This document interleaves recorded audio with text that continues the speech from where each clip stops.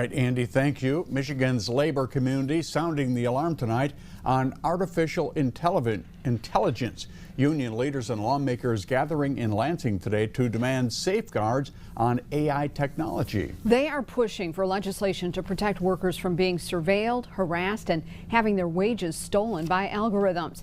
The AFL-CIO is the largest federation of unions in the United States. Its Michigan chapter is backing the RAISE Act, which stands for the Responsible AI Security Employees Act.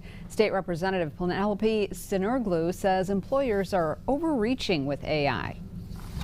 Employers are increasingly using invasive surveillance techniques to monitor everything from how many times an employee goes to the bathroom, to their facial expressions, to how many times they click their mouse per minute.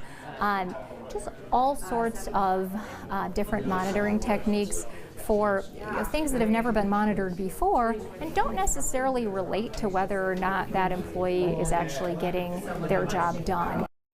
The RAISE Act has just been introduced in the Michigan legislature. It will now be assigned to a committee where lawmakers hope to schedule a hearing in the coming weeks.